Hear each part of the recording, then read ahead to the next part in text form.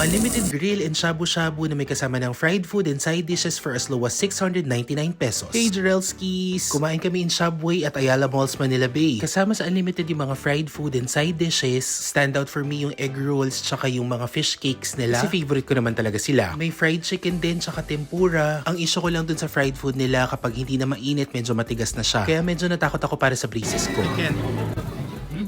Tigas.